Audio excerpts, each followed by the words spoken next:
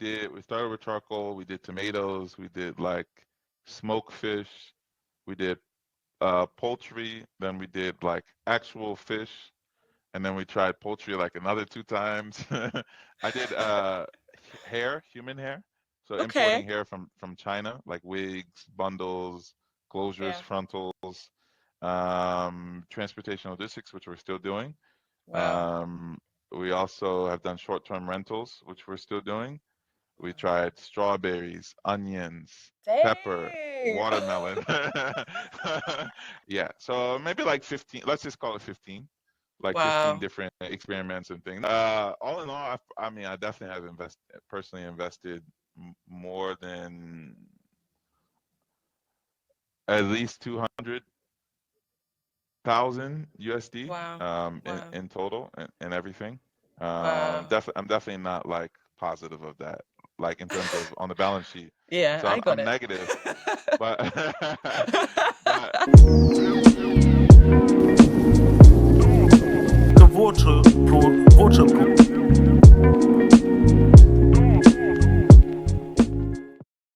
Hi everyone, welcome back to the channel. In today's video, we'll be hearing from Wei, who left the US to build businesses in Africa. He'll be sharing with us all the challenges he's come across along the way. As you know, this series is about failure in business and what it can teach us about success. While we often celebrate success, there's a lot of wisdom in what goes wrong. So if you're new here, don't forget to subscribe so you won't miss future episodes. And leave your thoughts or questions in the comments below. I'd love to hear your take on some of the challenges we touch on today. So without further ado, let's get Wei in here. Hey, Wei. hey, what's up? How are you? I'm so happy to be here. Good. Good. Thank you for joining us. I love speaking to you because it's always a vibe. So thank you so much for coming. Yeah. Yeah. I guess in the first instance, we should probably start in the beginning. Like how did you come up with, let me go to Africa, let me leave my comfort of the US. Uh-huh. Africans listening to us right now, they're like, wait, are you saying there's one less person in the US? Like, what's going on? Can I take his place? Tell us what was the thought process there? Yeah, I mean, so it actually it wasn't so much a thought process as it goes into like who I am as a person. I think it's just kind of in my DNA. Literally, like I'm African, even though born in the U.S., but both my parents are from Liberia, and my brother and I we were born and raised in the U.S. But I always knew that at some point I was going to come to the continent, God willing, and live here for some time. And just growing up, I always have thought globally, internationally. I didn't just think of the United States, which is very isolated from the rest of the world. I always had this kind of broader perspective in terms of thinking of the globally, like the whole world. So um, it was just a series of things that happened, starting with working in tech in New York, moving to California, and kind of climbing the corporate ladder, getting burnt out, and then thinking no, but kind of looking into the future and saying like, what is life going to be like? And seeing two main paths. One where I could kind of keep on the track that I was already on in terms of growing as a professional, working, living in the US, or taking a leap and trying something crazy and buying a one-way ticket to Africa. So that's That's what I really did. brave though. That's Yeah, crazy. I don't know. I yeah, I went with option two. I don't think it was. I mean, yeah, people say it's brave, but like I at that time I didn't really have much to lose either. You know, I was single. I had some money saved up, and I kind of knew that if it didn't work out, I could always just come back and get another job. So yeah, that's basically the thought process, and I just went for it. But I just, some people say that Americans don't really leave America. They don't leave the US much. Very Or true. yeah, so even the idea, not even, oh yeah, let me go and visit for a little bit. No, let me buy a one-way ticket. Like, did you have family that was already there? Had you visited many times before? I don't understand. Yeah, yeah. So no, very true. The most Americans, at the most, at the very most, they might go to the Caribbean, and that's Yeah. about it. So no, Oh. and geographically we are isolated, right? Like it's very far from the rest of the world versus if you live in Europe, naturally you're just surrounded by so many other cultures and countries. So Yeah. for me, again, I think it's about knowing who you are as a person. Yeah. I had a lot of experiences when I was younger. I had never been to the continent, but I had like a lot of cultural experiences. So first of all, my parents Wow. are from a different place. I was in some programs that kind of exposed me and my classmates in the same program to like different cultures and religions even. And then my mom, she made sure that we traveled to different places. Now we never went anywhere like across the pond, so to speak, but in the Caribbean, in Central America, Canada as well. And then the first major travel experience that I had was when I was in university. I Yeah. did a study abroad in North India for 3 months. So Wow. I went to all the holy sites in India. It was like a religion course, and that like just like wrecked my mind in a good way. Wow. At a point where it was very critical in terms of like shaping my vision and understanding of the world. Like I was 21, just coming into like really becoming a man, and that was like imprinted me to where I knew, yeah, there's not just the U.S. and American culture. There's so many other things out there, and it's good to experience those things, and it's good to engage in those things. So no, I didn't have. I went to Morocco. Was the first country Mm. I bought the ticket to, and I didn't know anyone, but it's just kind of destiny and the spirit that I have within me. Wow, I love Yeah. that. That's really inspiring. And in terms of the business aspect of, Mhm. you not just moving to the continent, one way ticket, can emphasize that because that's wild. Like I'm not even planning on coming back. No, I thought I would travel for like 12 months at least. But like I knew, just a quick note on that, like if you have a return ticket, it's not traveling, it's a vacation, right? So Yeah, I wanted to yeah. keep it open ended and just let the spirit lead. So yeah. Yeah, yeah, just flow with it, just roll with it. Yeah. So I guess in terms of the business aspect of it, so not just moving to the continent because you're looking for a job or you found a job there or something like that, but actually thinking, okay, having that entrepreneur mindset, I'm gonna go build something. Mhm. Where did that come from? Were you already building businesses in the US before you decided to go to Africa? Yeah, not myself directly, but I was in startup world. So I was working with early stage tech companies. Yeah. Um, Basically helping them to launch their businesses. So not like on the ground floor, basically. So I kind of had this Mm, exposure to entrepreneurship, not as a number one, but anywhere from two through 10, being a part of that founding team, which I think is a mm, great practice for anyone listening who potentially wants to be an entrepreneur at some point, right? yeah. It's great training, great exposure. So I was in that world and understood that, hey, like this is fun and you potentially can make a lot of money. So I had that background in lens as I was traveling, but I wasn't primarily going over there to start a business. I just wanted to kind of explore and see what it would be like and to learn about where I'm from, right? But Nice. as I started going through that journey or pilgrimage, if you want to call it that, I started to realize that there's not just a use case for myself for business, but to help other people too. That was one thing that actually the reason I made my first investment wasn't to try to make money. It was try to help somebody in need. So Mm, I'm a big believer that American like capitalist, but like I truly do believe yeah. that business and entrepreneurship can help other people, and that's the primary purpose of business is to help others. 100%. So Yeah. yeah, so I that's think, that's what yeah. moved me to that point. I think I read your one of your LinkedIn posts about that actually. Was it the guy with the bag of coal? Was it the woman Yeah, with the yeah, yeah, coal? yeah. It was a video. Yeah, it was a woman, like two sisters. Okay. I don't know if you want me to tell the story here, but Go on. Yeah. like a brief version, basically there were two sisters. They were refugees from Central African Republic, and they were staying. I was volunteering at a nonprofit, and they were also staying there. The nonprofit was to help women and children who were in vulnerable situations.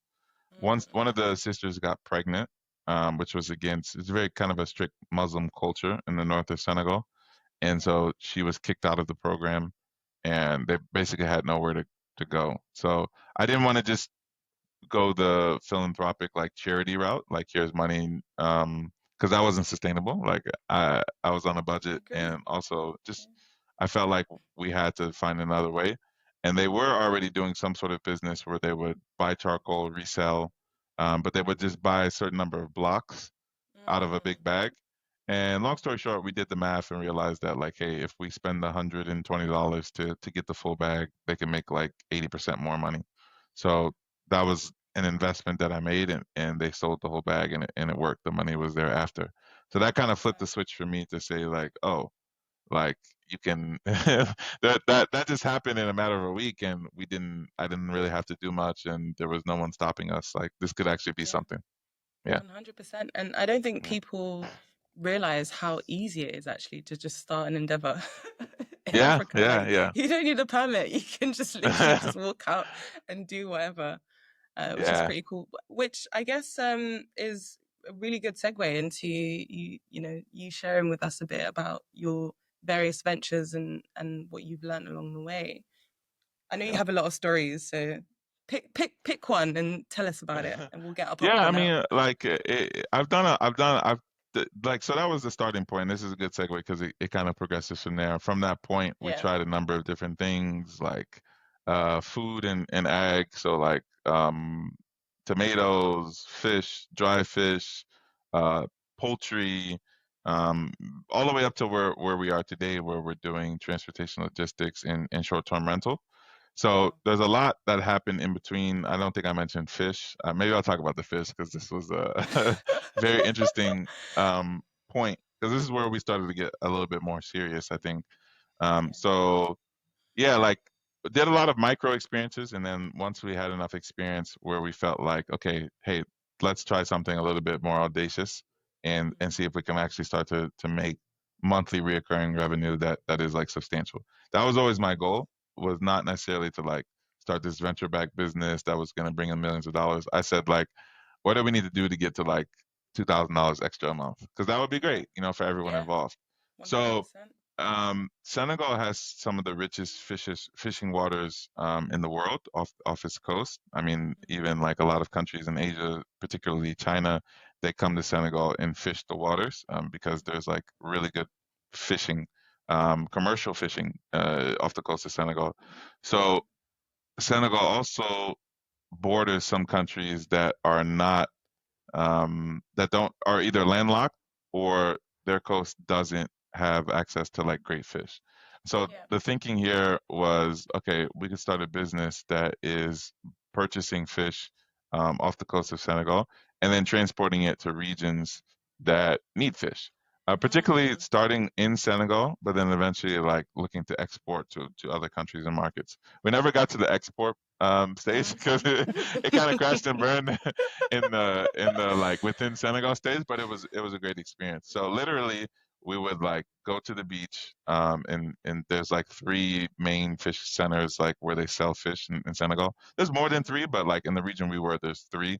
We would go there, buy fish, package it, and transport it to a region called Futa in Senegal that doesn't have a lot of fish, where we Mhm. had like an actual store, and then we would market and resell the fish there. So that's the Sounds like a basic good plan so concept. far. Yeah, very very good plan. And we we got really good at finding the fish, negotiating the price, Nice. packaging it, transporting it. We're experts. But when I it mean, came it to the sounds like a win. N- no, but when it got to the point of sale, that's where it just like fell Oh. apart. Because fish needs to be kept cold, and Mm. also your which is not a problem. You can buy a freezer, which we did, or a fridge, something to keep it cool. But then you're also dealing with a population who is used to only eating fresh food, right? That is Yeah. not refrigerated or, God forbid, frozen. Yeah. Uh, So, so like, true. yeah, this is not like you're not going to your local grocery store, opening the freezer and putting. No, it doesn't work like that. It needs to be fresh. And Yeah. so the quantities we were trying to purchase, we didn't have the volume of customers to be able to make sure that they're buying like fresh fish, meaning it needed to be preserved for at least a week. And after the first 24 or 48 hours, the minute that you put it in the fridge, you lost your customer base, right? Yeah. So we tried.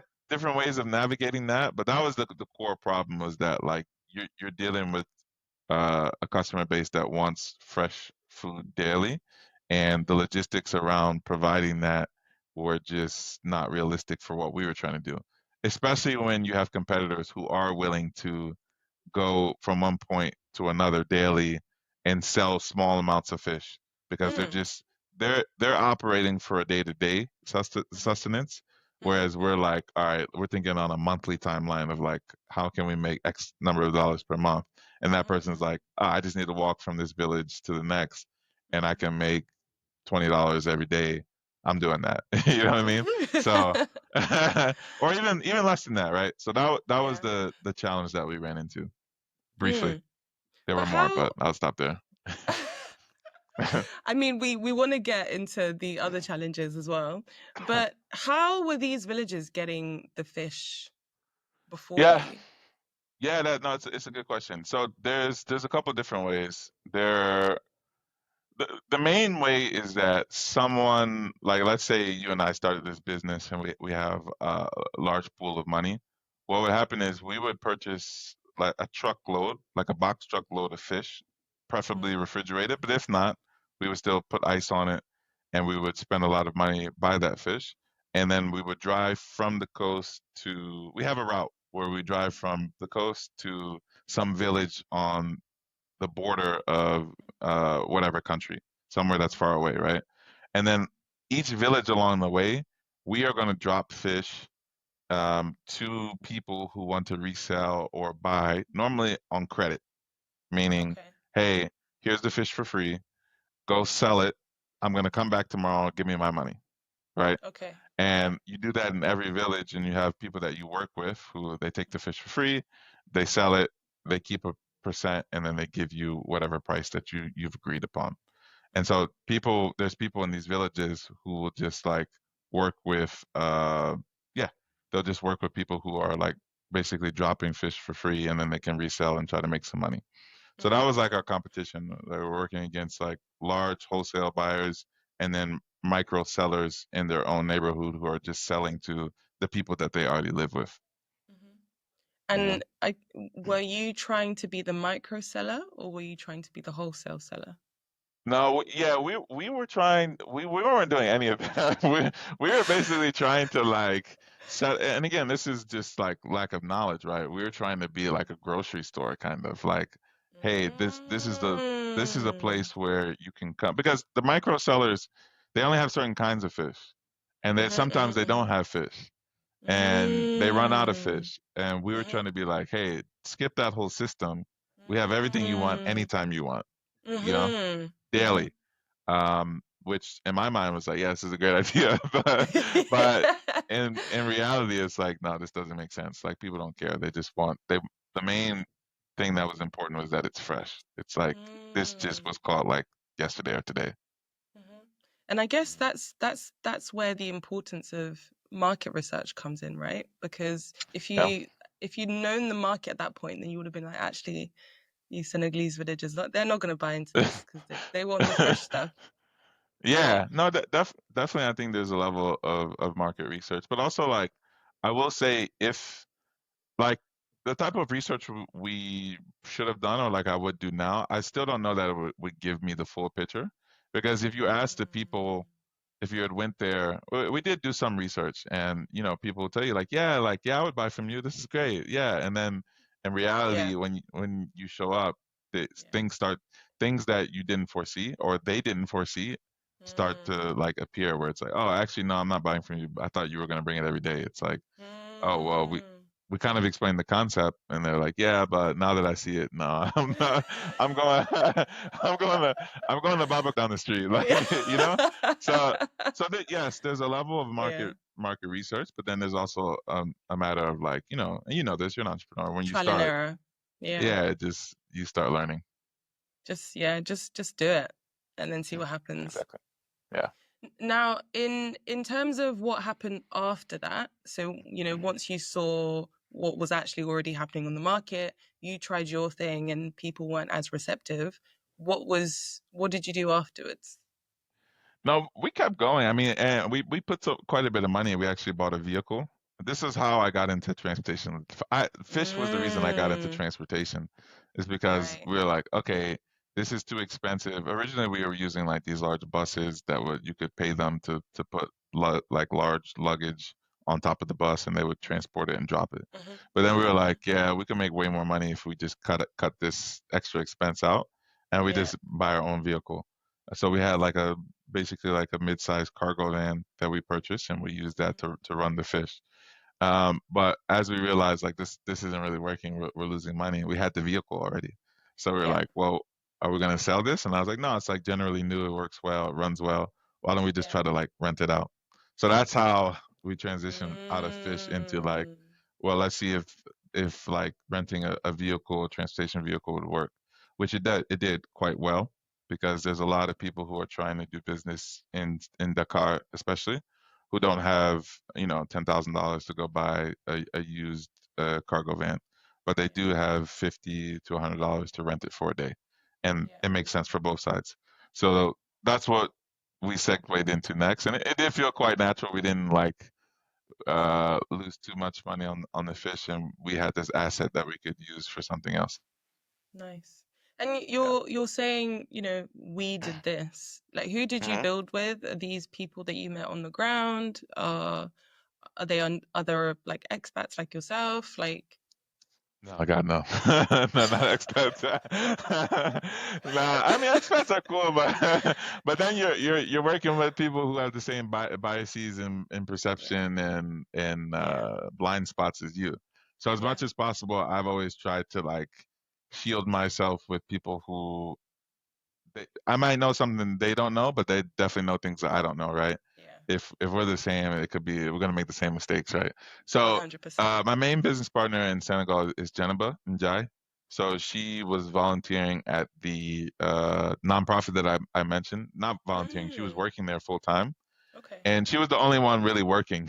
So like I would go in there and because I volunteered for like almost 6 months, and every day people would come at 10, they would leave at 3, and in between they might do 30 minutes of work. But she was there early, Wow. she left late, and she was like really working. And I took notice of that. Wow. So we kept in touch. And when I moved to Senegal full time in 2020, November 2020, uh, I told her like, yeah, let's work together. Let's try to launch something that could work. So That's amazing. through her, yeah, through her, I've built a network. She manages a lot of like the relationships that we have on the ground, and but she's my main partner. So when I say we, I'm primarily talking about Jennifer, but we definitely had other people that we work with. That is amazing. One of the things that I hear a lot from entrepreneurs building in Africa is how hard it is to find people to trust. Yeah, They're yeah, constantly yeah. talking about, all of the issues that they've had, people stealing from them, people like double crossing them, all of that stuff. Have you come across any of that? Like I know that you've Oh got yeah. lucky with Jennifer at this point, but That no, definitely, how do you definitely, manage yeah. that? Yeah, I mean, we've had plenty, and Gemma has too. I mean, and she's local, right? I definitely have been, uh, yeah, scammed. Like, I mean, I'm sure you want to. So, like, for example, even the family that I was, those two sisters I was working with, that didn't really Yeah. end well in the Oh beginning. no. So, yeah, No. we started trying to like build something a little bit more, and all of a sudden, like some of my, because we went into poultry, right? We evolved from, and we were like, hey, let's do chickens. And all of a sudden, like we had a space where we were going to do it. This was the cost, the money was sent, and then the space is suddenly no longer available, right? Wait, Or like what? these are the sisters that you help with the bag of charcoal. Yeah. Now I don't know. I'm not trying to like accuse them because it's Yeah. like I wasn't on the ground. And that was a big mistake, right? Like not being there, trying to do this from the U.S. This was during COVID, and so Right. it's like a he said, she said, where I don't really know what the truth Mm, is. It's like, oh, yeah. we gave the guy the money, but now he's trying to like do like a side deal where he's saying that it's not available, but that you can take this other one. And it was just very confusing Mm, as to like what the truth was. Do I mhm, trust and believe you? There's a mhm, large sum of money, relatively large sum of money. Maybe this guy is mhm, really lying. So mhm. I just decided to like, I don't know what's going on. I'm just gonna kind of like wash my hands. Let's just say that this didn't work and move forward. Wow. But then Wow. even like in Senegal, we have a plot of land 2 hours from Dakar, and this is a story Jennifer would tell better than me. But Yeah. she, it's a short story, but it's funny. Like we needed someone to kind of work the land, and a lot of times what happens is you pay someone like a monthly stipend, but then they can also like live on the land. We have a building there and that sort of thing. So they invited a guy. They gave him some money to be able to move from where he was, to buy some supplies to be able to cook there, and he was going to show up on Monday. So they gave him that on a Friday. By Monday morning, his SIM card was gone. Like he his number was disconnected. It didn't work, and we're talking about like I think they gave him like 100, $150, Oh and my he was gone. goodness. That was so Friday they had the discussion. Monday his SIM card was gone. By Thursday, because they found him in a Facebook group. By Yeah. Thursday, he had posted again in the Facebook group the same kind Oh. of scheme. You know what I mean? Oh So no. so yeah, Unbelievable. there's many. I mean, that's just two quick examples. I probably could give you like 10 Yeah. different instances where And you and lose, but was the that's offer how it that work.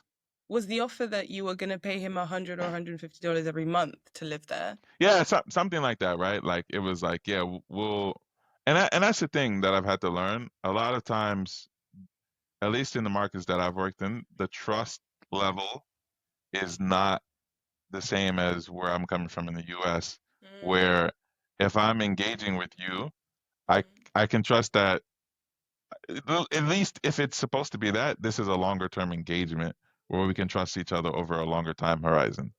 That doesn't exist where so many people are just day to day that mm, I'm just going to do what I need to do today. I'm not, even if I could mm, make more money mm. over the next X number of months, I don't trust that you're going to live up to what you're saying on the other end. So let me Right. get what I can right now. You know what I mean? Right. And that's it. And because I know you're thinking like that, I don't trust you. And so the way I'm gonna move is gonna be Mm, different. I want it to be long term, but I'm just gonna pay you day by day because I don't know if you're gonna be here tomorrow. If I give you more than mm. today, then you're gone. Right. And so it changes the economics and the relationship, that dynamic changes because of that. And there's pros and there's Mm, cons, right? I don't want to make it seem like it's all bad. There's a certain way that you learn to move that you start to realize actually this makes more sense and it's a little bit more mm, safe or sustainable or structured. But then there's other ways where you mm. can't really make long-term plans because You can't, yeah. yeah, like who knows? Like I don't know what you're gonna do. Yeah, Wow. For the longest time, I've always wondered why, you know, why is it that there are so many cases of, you're working with someone in Africa and you're like, okay, there is, there's an opportunity for you to earn something long term here. There is a future here, but then they mm, jeopardize it after, as soon as they get the money, they jeopardize it. And I was always yeah, thinking, I was like, why do they do that? And you're absolutely right. It's because they don't trust that you're actually going to look after them long term, and it makes yeah. complete sense now.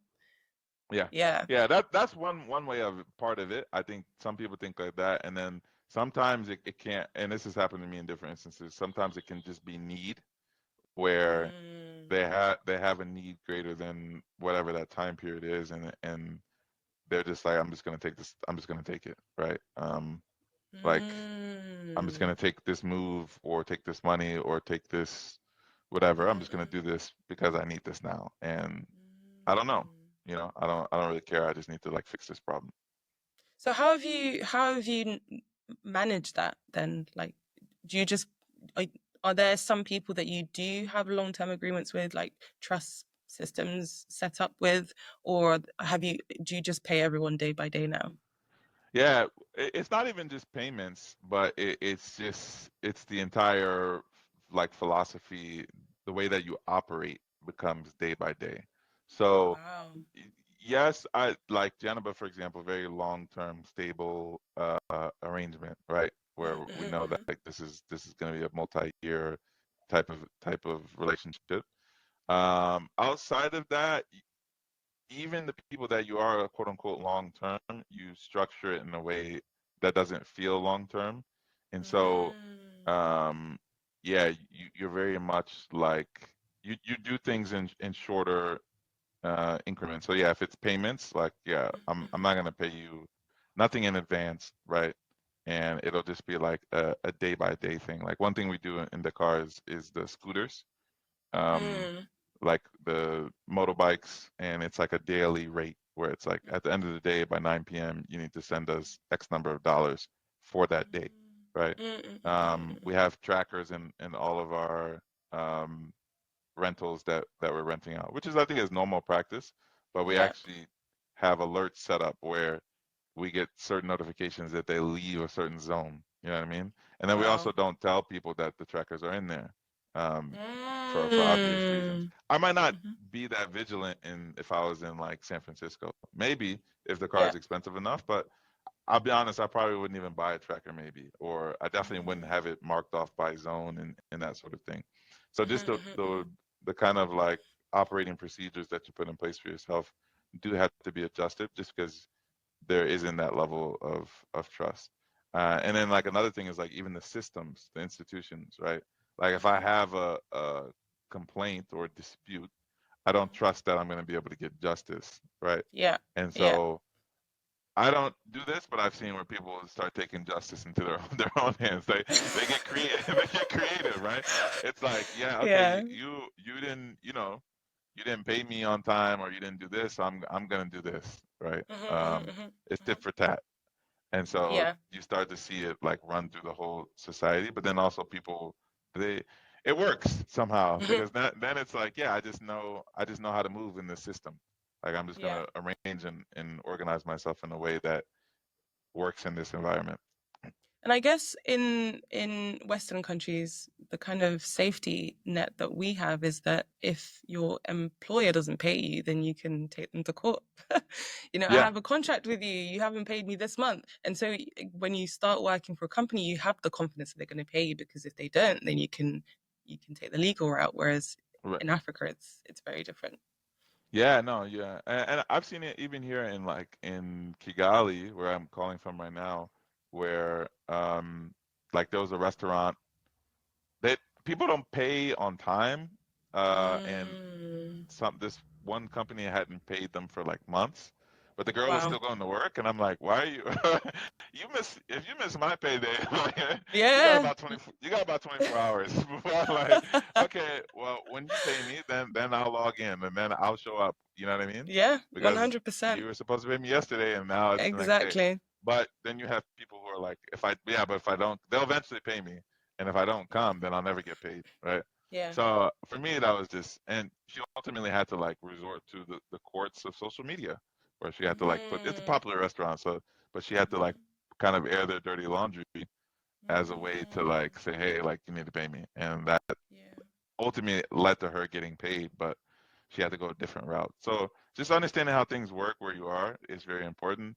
And that's why my recommendation is always to just observe as much as possible. Don't just Mhm. jump Mhm. in. I jumped in, so Mhm. that was good, but I lost because of that.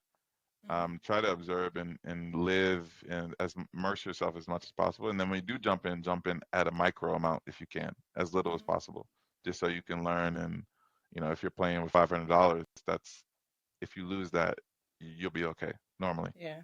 Yeah. Yeah. Yeah. That makes sense. Like, what would you say is the biggest like lesson that you've learned while building a business in Africa or multiple businesses at this point? Yeah, that's a big one. Um, I would probably say that like life is this is a little bit cliche, so like but like life is what you do and like what kind of what you make of it. Like nobody really knows what they're doing Yeah. if Yeah. you Yeah. really, Yeah. really start to look at it. Like Yeah. it may seem that way, but I would tell you like 99%, not maybe not 99, 90% of people are just following each other and like what they've been told. Like even that whole path Mhm. of like go to school, get out, get a job, whatever. Mhm. Mhm. Mhm. Even people who appear to be successful, Mhm. you see like a lot of these startups and founders raising large amounts of venture capital. I don't even know that that is the right thing to be doing. There is no right Yeah. thing. It's like wherever you are, just do whatever you've been given to do in that moment, and just try to Mhm. figure things out on your own. Of Mhm. course, with help of other people, but in the sense of like, don't. listen to what society is telling you because yeah, like selling charcoal in the north of Senegal in Saint Louis is not like no conventional wisdom tells you to do that, right? Yeah. But also Yeah. that's how I am where I am right now, which I Yeah. think is a situation that I want to be in, right? And so sometimes things may not seem like it makes sense, but that's often when it makes the most sense, is because you're doing something different than what everyone else is doing. And if you just do what everyone else is doing, of course, we all know you're gonna get what everyone else is getting. So sometimes it's good to like do things a different way and yeah, just try stuff that you're curious about and that doesn't always make sense on paper. Yeah. How many ventures would you say in total you've tried, and how much money would you say you've lost? Lost? Yeah, I mean, yeah. So I've tried. Okay, so like, what do you mean by ventures? Do you mean like this As could in, actually be like, like you've a got the real? fish, So you're you've like got you're like including just experiments yeah, too. exactly, Okay, exactly. yeah, no, I mean, so okay, I'll just run through it. We started with charcoal, we did tomatoes, we did like smoked fish, we did poultry, then we did like actual fish, and then we tried poultry like another two times. I did hair, human hair, so importing Okay. hair from China, like wigs, bundles, closures, Yeah. frontals, transportation logistics, which we're still doing. Wow. Um, we also have done short-term rentals, which we're still doing. We Wow. tried strawberries, onions, pepper, Dang. watermelon. Agriculture, agriculture is hard. I would say like that Wow. the agricultural piece, like food, we still have not figured that out yet. Okay. Yeah, so maybe like 15, let's just call it 15, like 15 Wow. different experiments and things. Not, and again, not all of this stuff was like a lot of money. Yeah. Like the Yeah. charcoal, you spend like $200 and whatever. Yeah. All in all, I mean, I definitely have personally invested more than at least 200,000 USD Wow. Wow. in total and everything. Wow. I'm definitely not like positive of that, like in terms of on the balance sheet. Yeah, So I got I'm it. negative, but but like yeah, I'm negative, but I don't care because now there's things where each month the money's coming in. That was always my goal. It's Yeah. like if you think about society, it runs on a 30-day cycle most times, like net Mhm. 30. So right, like your rent Mhm. is due Mhm. every 30 days, like Yeah. your Netflix subscription is every 30 days. So like Yeah. I never approached it like, oh, I need to like all the money that I've put in, I need to be positive. Eventually that will happen, Mm. but it's just like Mhm. the amount of money that comes in every month just needs to keep Mhm. increasing. Whether Yeah, I yeah, yeah. lose, right? And now I'm at the point where that is positive. That's So if good. something happens, it's like every month there's money coming in, and I Good. don't necessarily need to be like actively involved in that happening. Like earlier we were talking, and $500 just came in from an Airbnb reservation. Yeah. I didn't know who the guest was. I didn't prepare the Nice. space. I didn't Nice. talk to them, and it just that whole cycle happened. So now Yeah. I don't want to use the magic word passive, but it's Yeah. like because it's still active, but Yeah. it's just that I don't have to be the one doing it. So for me, that was always the goal, Yeah. where you build that up, and then eventually over time, you can start looking more strategically at like, okay, net how much Mhm. in, how much out, where are we, and then try to Yeah. optimize for that. But in the beginning, I wanted to optimize for like net 30, and then go from Mhm. there. And if someone wanted to build like they were like, okay, I want to do what Way's doing, and you were in a position where you could warn them, what would be your quick like fire bullet points? Watch out for bam, bam, bam, bam, bam. Yeah. Quick fire bullet points. I mean, look, eh, that's like a very broad question because it really does depend on what you're trying to do. But if Yeah. you're just saying like I want to do business in Africa, my Mhm. bullet points are like uh don't I hate to give like advice like this, like don't do this, do that. But like Yeah. if you're making me do that, then I would say like don't don't like go for the obvious choices. You know what I mean? Mhm. Like Like one thing, like agriculture, for example, is like, oh yeah, like agriculture in Africa, like that's Yeah. like a common like dogmatic thing to say. Like, yeah, you can grow this, and it's like, Yeah. don't look at some non-obvious things, right? Like, I think Yeah. Yeah. Yeah. transportation was very non-obvious, but it makes Mm-hmm. sense. It's like, yeah, like this is a society and system. There is no enterprise car rental or I don't know what the next most popular one is, right? Where you can just go to an organized building. They have a lot full of cars, pay money, and you drive off the lot that same day. Yeah. That Yeah. doesn't exist. And so Right. you can enter a gap and fill a gap that is like, oh, okay, this makes sense, but I would have never thought of this. So Mm-hmm. I would say recommend and advise people to look for those types of opportunities versus like I'm going to do agriculture, I'm going to do renewable energy, I'm going to do a water project. Like those Yeah. types of things sound good, but then when you start trying to do it, you start to realize like, oh, like this is not that easy. Yeah. Yeah. In To be my fair, experience. that's Yeah. really good advice, to be fair. Yeah. Okay, so I guess before we close off, tell us what you do now.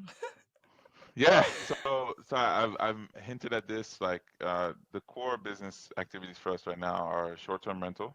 So we have four Mm, units, two in Senegal, two in Rwanda. Want to try to double that to eight by the end of the year. And then we do nice. transportation logistics. So we have cargo vans in Dakar, Senegal, as well as scooters, motorbikes.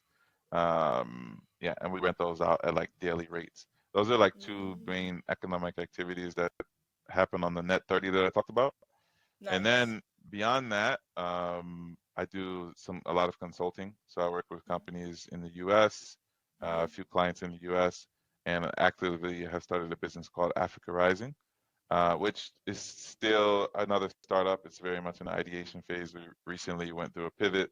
I have a background Mm-hmm. in like talent in human capital in Africa, and so even I don't even think you know this. Last time we talked, there was like one idea about helping people relocate to the continent.